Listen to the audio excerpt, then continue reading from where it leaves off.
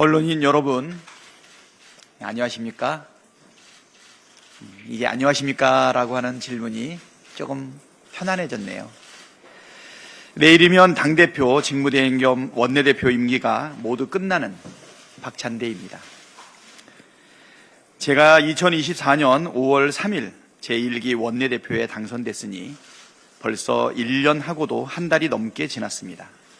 정확히는 406일이라고 합니다. 세월 유수라고 하더니 1년이 훌쩍 지나가 버렸는데요.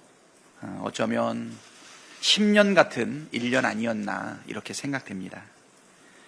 지난 1년은 말 그대로 다사다난 파란만장 질풍노도의 시간이었습니다. 아마 우리 국민께서도 여기 계신 기자 여러분도 같은 느낌이 아닐까 싶습니다. 유시유종이라는 말이 있습니다. 처음이 있으면 끝도 있다.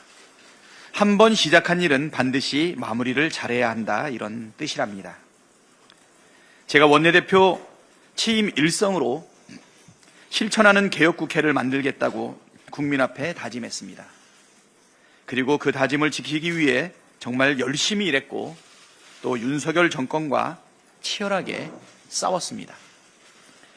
그 덕분인지 주권자 국민이 주인인 나라, 진짜 대한민국이 열렸는데요. 이 정도면 제가 민주당 1기 원내대표로서 참 보람이 있었다, 유종의 미를 거뒀다, 이렇게 자부심을 가져도 되지 않을까 자평해 봅니다. 제가 오늘까지 원내대표로 일한 기간이 1년 1개월 그리고 10일입니다. 정확히는 406일이라네요. 우리 보좌진들이 또 재미있는 통계를 하나 냈는데요. 원내대표 임기 406일 중에 인천에 있는 집에 간 날이 37일이고 국회 경내에서 숙직하거나 인근에서 비상 대기한 날이 369일이나 된다고 합니다. 지난 초선 재선 때 8년간은 한 1시간 정도면 통근이 가능한 거리인데요. 이번에는 원내대표를 수행을 하면서 정말 집에를 많이 못 간 것 같습니다. 가끔씩 지역구에 가게 되면 고향이 온 것 같은 그런 느낌이 좀 많이 듭니다. 그래서 국회에서 박찬대, 오늘도 국회에서 잔대라는 소문이 지금 돌고 있고요. 점을 뺐다는 소문이 지금 많이 돌고 있습니다. 제가 작년에 원내대표가 되자마자 전반기 원구성 협상을 시작했습니다. 당연히 제21회 총선 결과를 반영한 원구성 원칙을 대원칙으로 세웠습니다. 헌정사상 최초의 제1야당의 단독 과반 의석이라는 총선 민심은 윤석열 정권 오만과 독선의 국정기조를 전면 전환하라는 것이었습니다. 원내 지도부는 주권자 국민의 뜻을 받드는 책임국회를 만들자는 기조 아래 민주당이 법사위와 운영위를 맡음으로써 행정부 견제의 역할을 강력하게 수행하겠다는 의지를 관철해냈습니다. 특히 법사위 그리고 과방위, 예결위 위원장 간사 그리고 구성에 정말 심혈을 기울였는데요. 어제 국회의장께서 대한민국 국회의정 대상을 수여하는데 요 세 상임위를 최우수 상임위로 딱 지정하는 것을 보고서 정말 잘 구성하고 심혈을 기울인 결과가 의정 대상으로 나타난 것 아닌가 이렇게 생각합니다. 당시 원내 지도부는 국회 권능 회복, 주권자 국민의 효능감을 주는 국회, 일하는 국회라는 운영 원칙을 세웠습니다. 법이 정한 국회의 권한을 최대한 활용했고 입법 청문회 등을 통해 정권의 부당 위법한 행태의 실상을 국민께 소상하게 알렸습니다. 지난 1년간 민주당은 상임위 전체회의 335회, 각종 입법 현안 청문회와 공청회 36회, 현안질의 61회를 열었습니다. 실천하는 개혁국회, 행동하는 민주당에 걸맞게 정말 부지런히 달려왔습니다. 지난해 국정감사는 김건희의 국정농단과 명태균 게이트를 만천하에 폭로하는 시간이었습니다. 주가 조작과 대선, 경선, 여론 조작, 양평고속도로 이권 개입, 용산 대통령실과 한남동 관조공사 불법 특혜 등이 드러났고, 대통령의 공천 개입 발언 육성이 담긴 녹취록을 국정감사가 끝나는 무렵 운영이 열리기 직전에 우리 원내대표부가 직접 국민 앞에 공개하기도 했습니다. 국민의 규탄 목소리가 날마다 커지는데도 윤석열 대통령은 협치는커녕 일방적인 폭주를 이어갔습니다. 대화와 타협을 통한 문제 해결이 불가능한 상황에서 헌법이 보장한 입법부의 권한인 탄핵 소추권을 행정부에 대한 견제 수단으로 쓸 수밖에 없었다는 결론을 내렸습니다. 언론 자유를 탄압하고 위법한 방통위 운영을 일삼은 이동관, 김홍일, 이상인, 이진숙 등 방통위원장 4인에 대한 탄핵을 진행했고, 위법한 수사와 정치적 중립 의무를 위반한 검사 탄핵도 단행했습니다. 이 역시 국민의 준엄한 명령이었기 때문이었습니다. 윤석열 정권의 가장 큰 위협이 된 것은 바로 민주당이 줄기차게 추진한 특검 아니었습니까? 12.3 내란이 일어난 가장 큰 이유가 김건희 특검 때문이 아닙니까?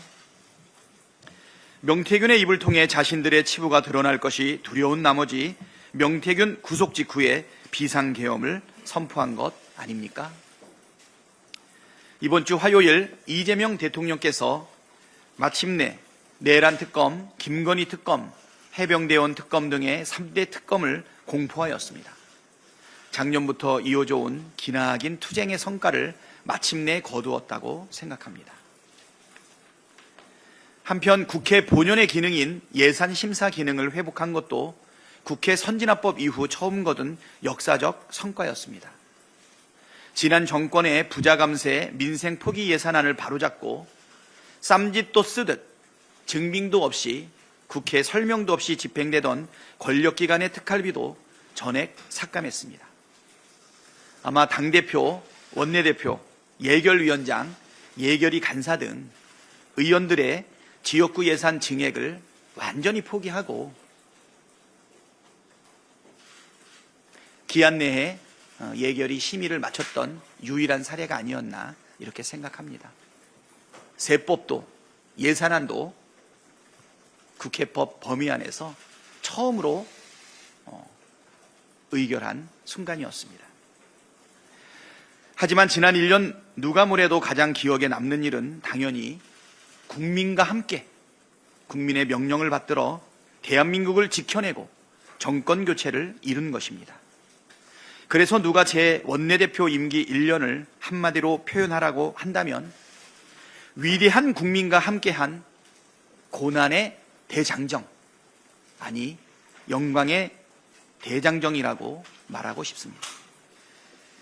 2024년 12월 3일 밤 윤석열의 비상계엄 선포, 국회 담장을 넘어온 190명 의원의 전원 찬성을 통한 계엄 해제, 12월 7일 윤석열 탄핵 소추안 1차 표결, 108명의 국힘당 의원의 이름을 국민과 함께 한 명 한 명 호소했지만 투표 불성립이 이루어졌고, 12월 14일차 2차 표결에서는 재석 300명 중 204명의 찬성으로 탄핵안이 가결되었습니다. 12월 14일은 100만 명이 넘는 200만 명에 달하고 있는 시민들이 국회를 압박하고 여의도로 진군했던 그 순간은 지금도 감격적입니다. 모든 권력은 국민에게 있다는 것을 분명하게 보여주었던 12월 14일이었고 지금 생각해도 기적이라고 생각이 됩니다. 그리고 2025년 1월 15일 내란 사태 43일 만에 내란 속의 윤석열이 체포되었습니다. 한남동 눈밭에서 키세스 특공대, 여러분 기억나실 겁니다. 그러나 3월 8일에는 체포 52일 만에 윤석열의 탈옥이 있었습니다. 이후 국회와 광화문 광장을 12일간 100km가 넘는 도보 행진으로 오가며 파면을 촉구하며 비상행동을 한 달 내내 이어왔습니다. 그리고 마침내 내란 사태의 발발 123일째이자 위대한 국민의 빛의 혁명 123일째인 4월 4일 11시 22분에 헌법재판소의 윤석열 파면 선고, 그리고 6월 3일 이재명 대통령 당선까지 저뿐만 아니라 우리 국민의 생애에 최고로 가슴 벅차고 진심으로 영광스러운 시간이었습니다. 제 곁에는 언제나 주권자 국민 여러분이 계셨기에 국민만 믿고 끝까지 달려올 수 있었습니다. 이 역사적인 국민과의 함께한 시간들은 앞으로 제 삶의 지표로 가슴속 깊이 각인될 것입니다. 그런데 지금 돌이켜보면 윤석열의 파면은 필연이 아니었나 이런 생각이 듭니다. 제가 작년 8월 취임 100일 기자간담회였는데요. 당시 방송사법을 포함해 벌써 19번째 거부권이 행사되던 때였습니다. 그때 제가 이렇게 경고했습니다. 국회가 의결한 법안을 계속 거부하는 것은 국회의 입법권과 헌법의 삼권분립 정신을 정면으로 부정하는 독재 선언이다. 대통령이 계속 국회와 국민을 무시한다면 파국을 맞을 수밖에 없다. 그런데 이 경고가 불과 몇 달 뒤에 현실이 되었습니다. 윤석열 파면의 원인은 너무나 명확합니다. 오만과 독선의 폭주를 멈추라는 국민의 엄중한 명령을 모조리 무시한 채 국민을 두려워하지 않고 국민을 배신했기 때문입니다. 민주당은 이제 이재명 대통령을 보유한 책임 있는 집권 여당이 되었습니다. 대한민국을 또 한 번 지켜낸 위대한 국민과 함께 내란 종식과 민생 회복, 경제 성장과 국민 통합이라는 국가적 과제를 완수해 가야 합니다. 민주당은 주권자 국민이 주인으로 우뚝 서는 나라, 국민 모두가 함께 잘 사는 대한민국을 건설하는 듬직하고 유능한 여당이 돼야 합니다. 내일 새로 선출되는 민주당 제2기 원내대표단이 민주당 의원님들과 함께 이재명 정부의 성공을 위해 온 힘을 다해 주실 것이라 믿습니다.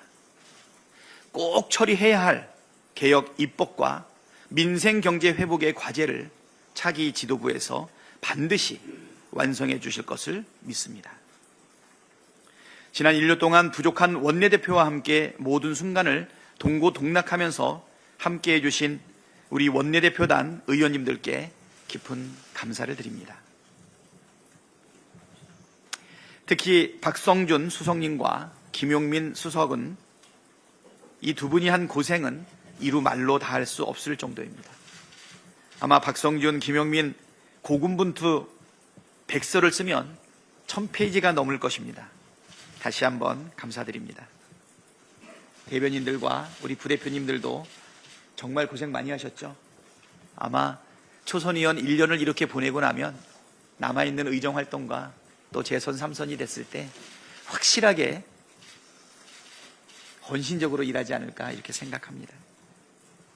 당대표 직무대행을 2번이나 하는 원내대표도 아마 대한민국 역사상 저밖에 없는 것으로 아는데 맞죠? 제가 퀴즈 하나 낼까요? 더불어민주당 당대표, 직무대행 겸 원내대표 전부 20글자가 넘습니다. 이거 6글자로 줄이면 뭔지 아십니까? 찬대표, 찬대행. 딱 좋죠? 예. 이제 이재명 당대표를 대신해 중책을 수행하느라 고생도 많았지만 그만큼 보람도 컸습니다. 그리고 당대표 취재하랴, 원내대표 취재하랴, 지난 1년 내내 고생하시고 오늘도 이 자리를 함께 해주신 우리 언론인 여러분께도 거듭 감사를 드립니다. 대선 기간을 포함해서 민주당을 출입했던 많은 기자분들이 또 대통령실로 지금 나가 계시는데요. 그곳에서도 많이 고생할 것이라고 생각되는데 이 자리에 안 계신 그분들께도 감사하다 말씀드리겠습니다. 제가 지난 1년 울컥했던 순간이 몇 번 있는데 오늘도 뭔가 감개무량하고 감정이 북받치네요. 아까 말씀드릴 때 12월 14일 날 탄핵소추 2차 의결 때 1차 불성립을 보고 100만 명 이상의 200만 명에 달하는 우리 시민들, 주권자들이 여의도로 진군하고 그 다음에 국회를 명령했던 그 장면만 생각하면 늘 울컥한 것 같습니다. 어디 그뿐만입니까? 계엄 해제의 그 순간, 또 12월 7일, 12월 14일이 될 때까지 국회 담장을 지키겠다고 차가운 아스팔트와 콘크리트에 아무런 월동 준비 없이 맨바닥에 앉아서 국회 정문을 지켜주었던 그분들 잘 계신지 새벽 3시, 6시에 나가서 때로는 대문에 대롱대롱 매달려서 그분들과 소통했던 그 순간들, 그리고 윤석열 체포를 외치면서 한남동에서 알루미늄 판막 하나 뒤집어 쓰고 있었던 그 우리 시민들, 헌법재판소로 진군했던 우리 시민들, 마침내 파면 결정을 받아내고 사법부의 구태타까지 막아냈던 우리 국민들을 생각을 하면 정말 가슴이 벅찹니다. 우리 기자님들도 그럴 것이라고 생각이 됩니다. 앞으로 박찬대는 무엇을 할 것이냐 많이들 물으시는데요. 위대한 주권자 국민과 함께 유능한 이재명 대통령과 함께 우리 국민 모두가 함께 잘 사는 대한민국을 만드는 것이 저 박찬대의 꿈이라는 말씀으로 가름하고자 합니다. 여러분, 지난 그 시간 동안에 함께 해주셔서 감사합니다. 고맙습니다.